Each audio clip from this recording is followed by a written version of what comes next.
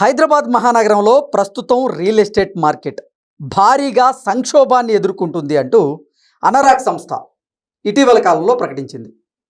ప్రస్తుతం హైదరాబాద్లో real estate market భారీగా ఒడిదుడుకులను ఎదుర్కొంటున్నట్లుగా, క్లిష్ట పరిస్థితుల్లో ప్రస్తుత హైదరాబాద్ రియల్ ఎస్టేట్ మార్కెట్ ఉన్నట్లుగా రకరకాల వార్తలు వస్తూ ఉన్నాయి. ఆ వార్తలకి బలం చేకూరేలాగే అనరాగ్ సంస్థ కూడా ఇటీవల కాలంలో వాటిని బలపరుస్తూ ఒక ప్రకటన చేయడం జరిగింది. ఇంతకీ హైదరాబాద్ మహానగరంలో రియల్ ఎస్టేట్ మార్కెట్ ఈ సంక్షోభాన్ని ఎదుర్కోవడానికి గల ప్రధాన కారణం ఏంటి, అసలు ఏం జరుగుతుంది అనేది మనం పూర్తి స్థాయిలో విశ్లేషణ చేసుకుందాం. ప్రస్తుతం మనతో పాటున్నారు రియల్ ఎస్టేట్ రంగంలో సుదీర్ఘమైనటువంటి అనుభవం కలిగినటువంటి ప్రముఖ రియల్ ఎస్టేట్ ఎక్స్పర్ట్, అలాగే ఎల్పిడిఓ వ్యవస్థాపకులు భరత్ గారు మనతో ఉన్నారు. వారితో మాట్లాడదాం. భరత్ గారు నమస్తే అండి. నమస్తే అండి. భరత్ గారు, ఇటీవల కాలంలో వాసవి గ్రూప్ కస్టమర్లకి ప్రాజెక్టులని అందించడంలో లేట్ చేసింది అంటూ కస్టమర్లు వాసవి మీద ఫిర్యాదు చేసినటువంటి అంశంలో మీరు వాసవికి సపోర్ట్ చేస్తూ నిలబడ్డారు. అసలు ప్రస్తుతం హైదరాబాద్ రియల్ ఎస్టేట్ మార్కెట్ భారీ సంక్షోభాన్ని ఎదుర్కొంటున్నట్లుగా అనరాగ్ అనేటువంటి సంస్థ అయితే ప్రకటించింది. ఏంటి అసలు హైదరాబాద్లో రియల్ ఎస్టేట్ మార్కెట్ సంక్షోభాన్ని ఎదుర్కోవడానికి గల ప్రధాన కారణం ఏంటి, ప్రస్తుత పరిస్థితులు ఎలా ఉన్నాయంటే ఏం చెప్తారు? రైట్, కృష్ణ గారు ఒక మంచి ప్రశ్నని మీరు లేవదీశారు. సో ఫస్ట్ థింగ్ ఏంటంటే అండి, వరల్డ్ వైడ్ ప్రపంచవ్యాప్తంగా రియల్ ఎస్టేట్ అనేది ఒడిదుడుకులు ఎదుర్కొంటున్న సంగతి ప్రతి ఒక్కరికి తెలిసిన విషయమే. దీన్ని హైలైట్ చేసి చెప్పాల్సిన అవసరం లేదండి కన్సల్టెన్సీ సంబంధించినటువంటి విషయాలలో. సో అనురాగ్ గురించి, స్క్వేర్ యార్డ్ గురించి, జేఎల్ఎల్ గురించి మనం మాట్లాడదామండి. అదొక సంస్థలు, వాటి గురించి తర్వాత మనం కూలంకుషంగా మనం వివరించుకుందాం. ప్రస్తుతం మనం లోకల్లో ఉన్నాము, local product development organisation through మాట్లాడుతున్నాం కాబట్టి మన హైదరాబాద్, మన తెలుగు రాష్ట్రాలలో ఉన్నటువంటి రియల్ ఎస్టేట్ పరిస్థితుల గురించి మనం మాట్లాడుకుందాం. ఎగ్జాక్ట్లీ. సో దాదాపు ఒక 30-40 ఏళ్ళు నుంచి మీరు రియల్ ఎస్టేట్ కనుక ఒకసారి గమనించుకున్నారనుకోనండి, హైదరాబాద్కి సంబంధించి ఏ రోజు కూడా పడిపోలేదు. ఒక వాతావరణం ఎలా ఉంటుందంటే, ఒక 1 ఇయర్ బాగా రన్ అయిన తర్వాత ఒక 3 ఇయర్స్ అనేది స్లోగా మూవ్ అవుతుంది. ఎగ్జాక్ట్లీ. అంటే రియల్ ఎస్టేట్ మార్కెట్ స్తబ్దుగా ఉన్నటువంటి పరిస్థితులను కూడా మనం ఎదుర్కొన్నాం కదా. ఎస్. సో ఇలాంటి పరిస్థితికి కారణాలు ఏంటంటే, మన దగ్గర కావాల్సినంత జనాభా ఉందండి, అనుకూలమైనటువంటి వాతావరణం నివాసానికి. సో అలా గ్లోబల్ ఇన్వెస్టర్స్ రావడము, మళ్ళీ ఒక హైప్ క్రియేట్ చేయడము, మళ్ళీ దాని తర్వాత స్తబ్దంగా మారడము, మళ్ళీ స్థానికులు కొనుక్కునే పరిస్థితిలో రావడం, ఇలాంటివి జరిగినాయి. కానీ లాస్ట్ ఒక 3-4 ఇయర్స్ నుంచి ఏమైపోయిందంటే, కృత్రిమంగా మార్కెటింగ్ అనేది మొదలు పెట్టారండి. సో మీరు ఒక సంస్థను స్థాపించారండి, మీరు ఒక 1000 ఫ్లాట్లు మీరు సేల్ చేయాలి, మీరు కన్స్ట్రక్షన్ చేస్తున్నారు, మీరు ఒక బిల్డర్ అనుకుందాం, కృష్ణా బిల్డర్స్ అనుకుందామండి. ప్రజెంట్గా మీరు ఒక 1000 ఫ్లాట్లు మీరు నిర్మిస్తున్నారు.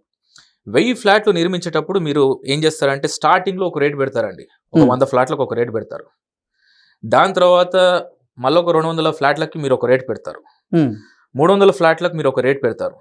ఈ రేట్ని మీరే నిర్ధారిస్తున్నారు.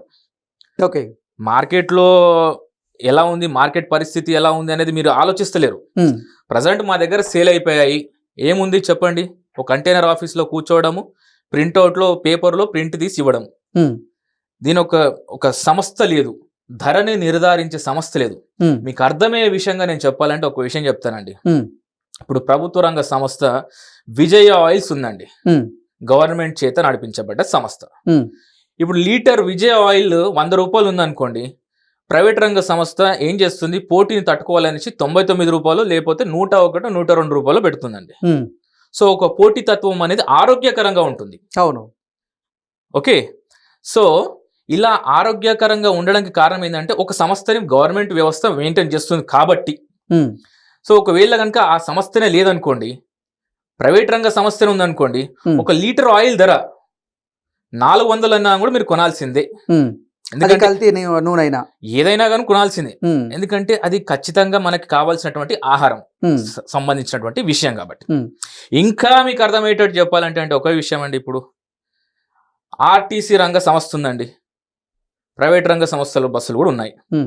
ఆర్టీసీ ధర నిర్ధారిస్తుంది ఒక రేటు, దానికి ధీటుగా 100 లేకపోతే 50 సుమారు ఇంచుమించుగా ఉంటుంది.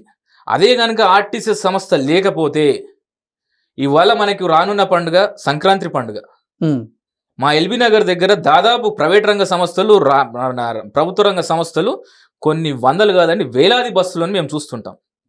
సో అలా గవర్నమెంట్ వ్యవస్థ లేకపోతే, ధరని నిర్ధారించే వాళ్ళు లేకపోతే, ప్రైవేటు పరం అయితే మీరు నచ్చినట్టుగా మీరు రేట్లు పెడతారు. అలాంటి పరిస్థితిని ఎదుర్కొంటుంది మన రియల్ ఎస్టేట్ పరిస్థితి. ఇలాంటి స్థితిగతులకు సంబంధించి ఈ రేట్లు నిర్ధారించే వ్యవస్థ ప్రభుత్వం తీసుకునేసి ఒక రేరా లాంటి సంస్థలు తీసుకోవాలనేసి కోరుకుంటున్నటువంటి సంస్థ లోకల్ ప్రొడక్ట్ డెవలప్మెంట్ ఆర్గనైజేషన్. ఇప్పుడు లోకల్ ప్రొడక్ట్ డెవలప్మెంట్ ఆర్గనైజేషన్ తరపు నుంచి మీరు రియల్ ఎస్టేట్ మార్కెట్లో ఇప్పుడు రియల్ ఎస్టేట్ ప్రాపర్టీ మేళాని ఏర్పాటు చేస్తూ ఉన్నారు. ఏంటి స్తబ్దుగా ఉన్న పరిస్థితుల్లో ఇప్పుడు రియల్ ఎస్టేట్ అంటే ప్రాపర్టీ మేళా కానీ మీరు నిర్వహిస్తే దానివల్ల ఉపయోగం ఉంటుంది అంటారు? ఇందాక మీరు అన్నారు కదా, ఎవరు కూడా సపోర్ట్ చేయని సమయంలో వాసవికి మీరు సపోర్ట్ చేశారు, మీ అభిప్రాయం అని మీరు అడిగారు నన్ను. సో ఫస్ట్ థింగ్ అండి, నేను వాసవి సంస్థని సపోర్ట్ చేయడానికి ప్రధానమైనటువంటి కారణం ఏంటంటే, అక్కడ ఇన్వెస్ట్మెంట్ చేసినటువంటి 3,000 మంది కస్టమర్స్ వాళ్ళ ఎవరైతే ఉన్నారో వాళ్ళు అక్కడ ప్రాపర్టీ పైన ఇన్వెస్ట్మెంట్ చేశారు. డిలే అవ్వడము ఇవంతా కూడా కామన్ అండి. మీరు ఇండిపెండెంట్ హౌస్ కట్టండి, సో దాని విషయంలో మనం మాట్లాడచ్చు. కానీ అక్కడ 3,000 మెంబర్ కస్టమర్స్ ఎవరైతే ఉన్నారో వాళ్ళు కూడా ఓనర్సే. ఎగ్జాక్ట్లీ, వాళ్ళు ఓనర్సే, కానీ వాళ్ళు ఇబ్బంది పడుతున్న పరిస్థితి కదా. అయితే ఇక్కడ ఈ వాసవి గ్రూప్ సంస్థ సంబంధించినటువంటి వ్యక్తి అక్కడ కన్స్ట్రక్షన్ నిర్మించాడు, అన్ని అనుమతులు తీసుకొని నిర్మించాడు. మీరు ఏదైనా కానీ కూడా ధర్నాలు ఇలాంటివి చేస్తే అంటే కన్సర్న్ అథారిటీ దగ్గర మీరు ధర్నాలు చేయాలి. మీ ప్రాపర్టీ ముందు మీరు ధర్నాలు చేస్తే మీ యొక్క వాల్యూని మీరు తగ్గించుకున్న వాళ్ళు అవుతారనేసి నేను ఇంతవరకు దాకా ఇప్పుడు దాకా రానున్న రోజులైనా కానీ కూడా ఇన్వెస్ట్మెంట్ చేసిన వాళ్ళ సైడ్ నుంచే నేను మాట్లాడతాను. ఎందుకంటే బిల్డర్ అనే వాళ్ళు కన్స్ట్రక్షన్ చేసిన తర్వాత వెళ్ళిపోతారండి. వెళ్ళిపోయిన తర్వాత అక్కడ 3,000 ఫ్లాట్లు 4,000 ఫ్లాట్లు వాళ్ళు ఓనర్స్, వాళ్ళు అక్కడ నివసిస్తారు, వాళ్ళ అసోసియేషన్ని ఫామ్ చేసుకుంటారు. రేపు మళ్ళీ ఈ బై అండ్ సెల్ అనేది ఉంటుందండి. రేపు పొద్దున నేను మొన్న ధర్నా అవుతున్న దాంట్లో మా తరచు మేము ఒక వ్యక్తిని ఇలానే కలిసామండి. ఇండిపెండెంట్ హౌస్ కట్టుకుంటుంటే, పర్మిషన్ తీసుకొని కట్టుకుంటుంటే ఏదో ఒక సందర్భంలో ఎవరో ఒకరు వచ్చేసి మమ్మల్ని ఆటంకం అవుతుందనే ఉద్దేశానికే ఇలా బిల్డర్లకు మేము అప్పచెప్తే ఇక్కడ బిల్డర్ల దగ్గర కూడా మాది ఇదే పరిస్థితి అని చెప్పిన సందర్భాన్ని మీకు గుర్తు చేస్తున్నాను. ఎందుకు ఈ విషయం చెప్తున్నానంటే, ఇవాళ చిన్న బిల్డర్ అయినా పెద్ద బిల్డర్ అయినా కనుకోండి, నిర్మించిన తర్వాత నిర్మాణం ఒక సగము అంటే ఒక దశకు వచ్చిన తర్వాత ఇబ్బంది పెడుతుంటే ఏమైపోతుందంటే అక్కడ బిల్డర్తో పాటు ఆ 3,000 కస్టమర్స్ ఇబ్బంది పడతారనే విషయాన్ని మీ ద్వారా నేను గుర్తు చేస్తున్నానండి. కన్సర్న్ అథారిటీ లేట్ అవుతుంటే కూడా కస్టమర్లు ఎవరైతే డబ్బును వెచ్చించి ఉన్నారో, ఎవరైతే పెట్టుబడుల రూపంలో వాసవికి ఫ్లాట్ కోసం డబ్బులు డిపాజిట్ చేస్తున్నారో వారు కూడా ఇబ్బంది పడతారు కదా. అండి, నేను వాసవికి సంబంధించి నేను ఒక పెయిడ్ ప్రమోటర్ని కాదండి, లేకపోతే పెయిడ్ ఆర్టిస్ట్ని కాదు, వాస్తవాలు చెప్పాలనుకునేసి ముందుకు వచ్చినటువంటి వ్యక్తినండి. ఎందుకంటే మా ఎల్బీ నగర్ సమీపంలో శ్రీనిలయం అనేసి వాళ్ళు ఒక కన్స్ట్రక్షన్ చేశారు. ఆ కన్స్ట్రక్షన్ లో మా వాళ్ళు తీసుకున్నారు ఫ్లాట్స్. అక్కడ కూడా ఇవాళ వాసవి మాట్లాడుతున్నారండి.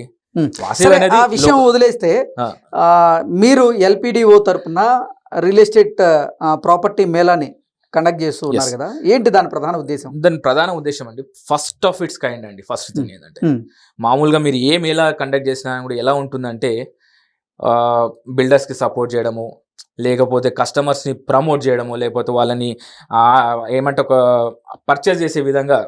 సో ఈ ప్రాపర్టీ మేళాలు ఏంటంటే ప్రతి బిల్డర్ దగ్గరికి మేము వెళ్తున్నాం. దాంట్లో భాగంగా మా సమీపంలో ఉన్నటువంటి సంస్థ వాసవి సంస్థ. సో వాసవి సంస్థ దగ్గర కూడా మనం వెళ్ళాం, వాళ్ళు కూడా సానుకూలంగానే స్పందించారు. సో దీంట్లో ఏంటంటే అండి, మేము వాళ్ళని రిక్వెస్ట్ చేస్తూ మన మేళాలో ఎవరైతే పర్చేస్ చేద్దాం అనుకున్న వాళ్ళు ఉంటారో వాళ్ళకి సముచితమైనటువంటి ధరని నిర్ధారించి వాళ్ళకు అందుబాటు ధరలలో ప్రస్తుతానికి మీరు సేల్ చేసే విధంగా చూపించండి అనే దానిపైన ఈ యొక్క మేళా ఉంటుందండి. ఈ మేళా ముఖ్య ఉద్దేశం ఏంటంటే అండి, ఇవాళ మామూలుగా వాళ్ళు పర్చేస్ చేసిన తర్వాత వాళ్ళ కీస్ హ్యాండ్ ఓవర్ అయ్యేంత వరకు కూడా మన ఎల్పిడిఓ ద్వారా ఈ ఒక యాక్టివిటీలో ఏంటంటే కీస్ హ్యాండ్ ఓవర్ అయిన దాకా వాళ్ళకి అన్ని విధాలుగా తోడు ఉంటుంది లోకల్ ప్రొడక్ట్ డెవలప్మెంట్ ఆర్గనైజేషన్. తద్వారా ఏంటంటే అండి, రియల్ ఎస్టేట్ బాగుంటే ఏంటంటే కార్మిక రంగం బాగుంటుంది, రియల్ ఎస్టేట్ బాగుంటే ఏంటంటే ప్రభుత్వ రంగానికి స్టాంప్ రూపంగా కానివ్వండి, రెవెన్యూ రూపంగా కానివ్వండి ఒకలాంటి ఆదాయం సమకూరుతుంది. రియల్ ఎస్టేట్ అనేది ఇవాళ భారతదేశంలో రైతు తర్వాత రియల్ ఎస్టేట్ అనే వ్యక్తికి ఒక ప్రధానమైనటువంటి స్థానం ఉండడానికి కారణం ఏంటంటే ఆర్థిక వ్యవస్థని నిర్ధారించే వ్యవస్థగా మారినటువంటి పరిస్థితిని, ఆ స్థితిగతులను మీకు గుర్తు చేస్తున్నది. అండ్ ఇప్పుడు ఎల్పిడిఓ నిర్వహించబోతున్నటువంటి ప్రాపర్టీ మేళాలో ఏ కంపెనీలు పాల్గొనబోతున్నాయి? ఫస్ట్ థింగ్ అండి, ఇది ఎవ్రీ వీకెండ్ మేము ప్లాన్ చేద్దామనేసి అనుకుంటున్నామండి. So first of it's kind అని చెప్పడానికి రీజన్ ఏంటంటే అండి, ప్రాపర్టీ మేళలో వారంలో ఒకరే ఉంటారండి. 4-5 ప్రాపర్టీలు ఉండి వాళ్ళని కన్ఫ్యూజ్ చేయడమో లేకపోతే వాళ్ళలో వాళ్ళకు ఒక పోటీ తత్వాన్ని ఏర్పరచడం కాదండి. సో ప్రతి ప్రాపర్టీ అన్ని విధాలుగా క్లియర్గా ఉన్న తర్వాత, అన్ని యాంగిల్స్లో బాగున్న తర్వాతనే మా యొక్క లాయర్స్ కానివ్వండి, మా లీగల్ టీమ్ అండ్ మా దాని తర్వాత మా యొక్క వాల్యుయేషన్ టీం, నేను ఒక్కనే కాదండి, దీని వెనకాల ఉన్నటువంటి స్ట్రక్చర్ నేను మీకు చెప్తున్నాను. కనపడేది నేను ఒక్కనే ఉండొచ్చు, కానీ దీని వెనకాల ఉన్నటువంటి స్ట్రక్చర్ వాళ్ళు అన్ని విధాలుగా ఓకే ఉన్నది అని అంటేనే ఆ ప్రాపర్టీ మేళలో వస్తుందండి.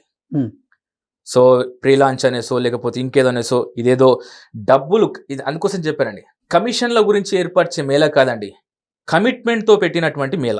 ఓకే. సో ఈ కమిట్మెంట్ ఏంటంటే అండి, ప్రస్తుతం ఇప్పుడు మీరు చూడండి, January 1st వచ్చింది, ప్రైసెస్ ఆర్ స్టెప్పింగ్ అప్ అనేసి మీరు రోడ్డు పైన చూడండి, బ్యానర్స్ అన్నీ ఉన్నాయి. మీరు చెప్పారు అనురాగ్ సంస్థ మన రియల్ ఎస్టేట్ బాగాలేదని, వాళ్ళేమో అలా ఇచ్చారు స్టేట్మెంట్. రియల్ ఎస్టేట్ సంస్థలేమో బిల్డర్స్కి సంబంధించినటువంటి బిల్డింగ్ వ్యవహారాలలో వాళ్ళు ఏంటంటే ఒక స్టెప్ ముందుకు వెళ్ళేసి ప్రైజులు పెరుగుతున్నాయి, మీరు తొందరగా రండి అని చెప్తున్నారు. సో అంటే మార్కెటింగ్ స్ట్రాటజీ అయి ఉండొచ్చు కదా, అది మార్కెటింగ్ స్ట్రాటజీ ఇదంతా కూడా. సో నేను అదే చెప్పేదండి, ఈ విషయంలో ఏంటంటే ఖచ్చితంగా కూడా బిల్డర్స్ కూడా ఆలోచించి ఈ యొక్క విషయంలో స్వాగతించాలి. అండ్ ఎస్పెషల్లీ ఏంటంటే అండి, వచ్చిన వాళ్ళు కొనుక్కోవాలనుకున్న వాళ్ళకు మీరు సానుకూలంగా ఉంటేనే మీకు సేల్స్ అవుతాయి. And at the same time మీరు అన్ని విధాలుగా ఆ కస్టమర్కి తోడుగా ఉండేసి, ఇప్పుడు లేట్ అంటే అండి మనకి రేరా గైడ్లైన్స్ ప్రకారంగా 6 months గ్రేస్ పీరియడ్ ఉంటుందండి. సో వాళ్ళ project hand over date base చేసుకొని 6 months గ్రేస్ పీరియడ్ ఉంటుంది. మనం ఏంటంటే మామూలుగా ఎవరైనా కానీ కూడా పర్చేజ్ చేసే వాళ్ళకి, అంటే ఇక్కడైనా కాదు ఎక్కడైనా పర్చేజ్ చేసే వాళ్ళు 1 year గ్రేస్ పీరియడ్ పెట్టుకోవాలండి వాళ్ళ మైండ్లో. పలానా టైంకే కాలేదు అని మాత్రం అనుకోవద్దు. ఎందుకంటే డిఫరెంట్ యాంగిల్స్లలో డిఫరెంట్ డిలేసెస్ ఉంటాయండి. ఎందుకంటే ఇదంతా కూడా లేబర్ ఇన్వాల్వ్మెంట్, క్లైమేట్ ఇన్వాల్వ్మెంట్. ఎందుకంటే మీరు చూసారు, ఎందుకు ఈ విషయం చెప్తుంటే కోవిడ్ చూసారు మనం, పెద్ద దాని విషయం చెప్పనవసరం లేదు. సో 6 months అన్న కాడ 1 year అంతకంటే ఎక్కువ డిలే అవుతే అప్పుడు రేరా ఉంటుంది పనిష్మెంట్ చేయడానికి. సో అలాంటి సందర్భాలలో గుర్తుపెట్టి, ఎందుకంటే అండి ఇవాళ ఇండిపెండెంట్ హౌసెస్ కన్స్ట్రక్షన్ చేయకపోవడానికి మెయిన్ రీజన్ ఏంటంటే, ఇలా మేము ఇల్లు మొదలు పెట్టినప్పుడు డిస్టర్బెన్సెస్ అయితే మేము ఎవరు చెప్పుకోవాలనే బాధతోని ఆ చిన్నవాడైనా కానీ కుమిలి కుమిలి ఆ ఇల్లును కట్టే స్థితిలో కూడా ఉన్నా కానీ కూడా ఆపేసుకున్న సందర్భాలు చూసిన వ్యక్తినండి.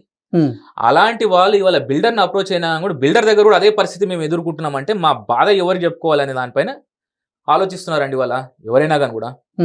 సో ఈ విషయాన్ని మీకు ఎందుకు ఇంతగానే చెప్తున్నామండి, ఇల్లు అనేది, సొంత ఇల్లు అనేది ప్రతి ఒక్కరి చిరు కోరిక, చిరు కళ.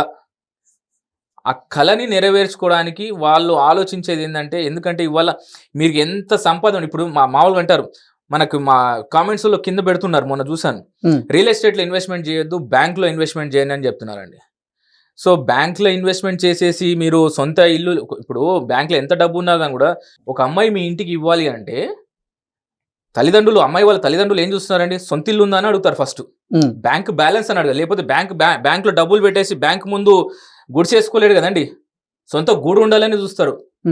సో అలాంటి సందర్భం నేను ఎందుకు చెప్తున్నానంటే, మీరు బ్యాంకులో డిపాజిట్ చేసేదాన్ని రియల్ ఎస్టేట్ని మీరు ఈక్వల్గా పోల్చొద్దు. Okay, those are completely different entities. So real ఎస్టేట్కి సంబంధించినటువంటి విషయంలో ఏంటంటే అండి, బిల్డర్స్ మాత్రం కాస్త ధరలలో దిగి రావాలి, ఖచ్చితంగా చెప్తున్నటువంటి విషయం. ఓకే, ఇన్వెస్ట్మెంట్ చేయడానికి కస్టమర్స్ రెడీగా ఉన్నారండి ఇవాళ చాలా మటుకు. ఎందుకంటే డిపాజిట్లు పెట్టుకునేసి చాలా మంది వెనక ముందు అవుతున్నారు, ఇలా పెడితే మనకి హ్యాండ్ ఓవర్ అవుతుందా లేదా అనే దానిపైన ఉన్నారు. ఇవాళ లివింగ్ ఇన్ హైదరాబాద్ అనే కాన్సెప్ట్ మనం ఇందాక మాట్లాడుకున్నాం.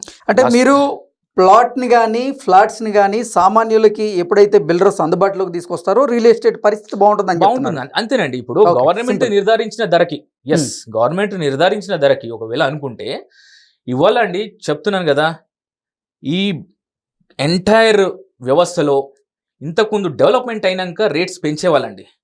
ఇవాళ కృత్రిమంగా మనకి ఏఐ వచ్చేసి ఇలా మనకు ఒక ప్రొజెక్షన్ చూపించేసి అదిగో డెవలప్మెంట్, ఇదిగో రేట్లు అనేసి, అప్పుడు వచ్చే రేట్లు ఒక 10 ఏళ్ళ తర్వాత వచ్చే రేట్లు మనం ఇప్పుడే పెట్టేస్తున్నాం. సో తద్వారా ఏంటంటే అండి, ఆలోచించే వాళ్ళు మనకంటే వాళ్ళకంటే ఎక్కువ తెలివిపరులే ఉంటారు, కానీ ఒక్కొక్కసారి తప్పటడుగులు వేస్తుంటారు. సో వాళ్ళని కూడా గమనించి మీరు ముందుకు వెళ్ళాలి. వాళ్ళు కూడా మిమ్మల్ని గమనించి మీ ముందుకు వస్తారు. మీ ముందుకు వచ్చినప్పుడు ధరలు అనేది నిర్ధారించి వాళ్ళకి అందుబాటు ధరలో పెట్టాలని కోరుకుంటుంది local private development organisation. And at the same time ఏంటంటే ఈ మేళా అనేది కంప్లీట్గా అటు బిల్డర్స్కి మరియు దాని తర్వాత బిల్డర్స్ దగ్గర ఇన్వెస్ట్మెంట్ చేసే వాళ్ళకి ఒక బ్రిడ్జ్ మాదిరిగానే ఉండి వాళ్ళకి అన్ని విధాలుగా సహకరించి ముందుకెళ్తున్నటువంటి మేళా అండి. ఓకే అండి, thank you so much. Thank you.